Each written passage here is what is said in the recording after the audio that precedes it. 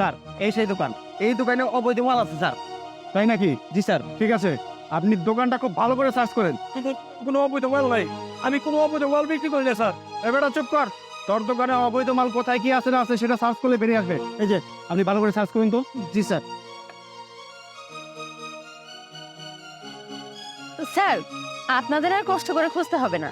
আপনারা যেটা খুঁজছেন সেটা আমি বের করে দিচ্ছি।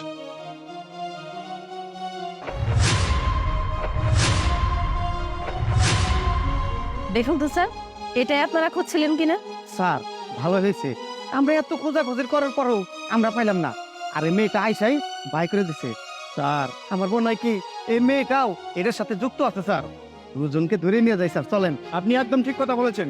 এদের দুজনকে একসাথে ধরে থানায় নিয়ে গেলেই সব সত্য তথ্য বেরিয়ে আসবে। কনস্টেবল, আপনি ওদেরকে নিয়ে চলুন। চলুন। এই দাঁড়ান, আমাদের কি আপনি থানায় নিয়ে যাবেন? আজকের পর থেকে আপনাদের দুজনের চাকরি থাকলে তো আপনি আমাদের থানায় নেবেন। কি বললি তুই? তুই নিজে একজন স্মাগলার হয়ে পুলিশকে হুমকি দেস, পুলিশের চাকরি খাওয়ার ভয় দেখাস। তোর সাহস তো কম না। ঠিক আছে, তুই যে পুলিশের সাথে বেয়াদবিটা করেছিস না, থানায় নিয়ে তোরে এমন শিক্ষা দেবো জীবনে তোর বাপের নামটাই বলে যাবি তুই। এই চুপ থাক। তোরা আমাকে কি শিক্ষা দিবি? শিক্ষা তো আমি তোদের দেব, কারণ তোদের আদি তথ্য আমি সব জেনে গেছি। মানে শুন, কি চাচা, খবর টবর কি? আলহামদুলিল্লাহ, দোকান তো ভালোই চলতেছে। আপনার বলা মানে কোনো ডিস্টার্ব করে না। শোনো চাচা, কোনো পোলা বাজাতে ডিস্টার্ব করে সঙ্গে সঙ্গে আমারে জানাইবে, ঠিক আছে? স্যার, আমার কোথাও সমস্যা নেই, আপনার জানাবো। ঠিক আছে, ভালো থাকো তাহলে, আসে এখন। আচ্ছা ঠিক আছে।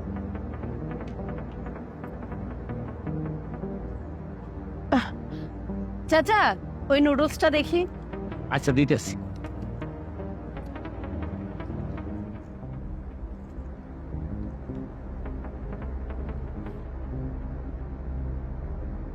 না না চাচা, এখন আর লাগবে না, আমি আসি, আমার একটা এমার্জেন্সি কাজ পড়ে গেছে। কি ভেবেছিলি একের পর এক দিন এক একটা দোকানে গিয়ে এরকম স্মাগলিং এর জিনিস রাখবি আর সেই সব অসহায় দোকানদারের থেকে জরিমানা নিবি, তাদের জেলে পড়বি? শোন, তোদের এই সব কিছুর দিন না শেষ। স্যার আমি আগে খবর পাইছিলাম আমাদের এই থানায় নতুন ওসি স্যার আসবে। আমার মনে হয় এইটাই স্যার সেই নতুন ওসি স্যার। স্যার হ্যাঁ, আমার কোনো দোষ নেই স্যার। ম্যাডাম, ম্যাডাম আমাদেরকে মাফ করে দেন। আসলে আমরা আপনাকে চিনতে পারিনি, আমাদের ভুল হয়ে গেছে ম্যাডাম। আমরা কথা দিচ্ছি এই ধরনের কাজ আর কোনোদিনও করবো না। কি ক্ষমা করব তোদের?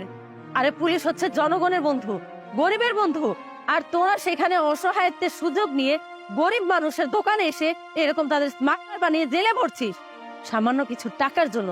আচ্ছা, তোরা পুলিশ হয়ে যদি এরকম করিস তাহলে গরিব অসহায় জনগণেরা কার কাছে যাবে, কাদের কাছে বিচার চাইবে? এই জন্যই তো কিছু কিছু মানুষ শুধুমাত্র তোদের মতো পুলিশদের জন্য সমস্ত পুলিশ জাতিকে খারাপ বলে। কেন?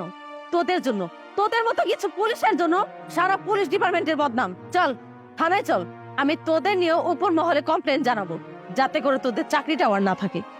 না না স্যার, এরকমটা করবেন না স্যার। আপনার দেহ মুহূর্তে আমাদের চাকরি খাই দেন, বউ বাস্তা নিয়ে আর রাস্তায় নামতে হবো স্যার। আমাদেরকে এবারকার মতো ক্ষমা করে দেন স্যার, আমরা হাত জোর করতেছি স্যার।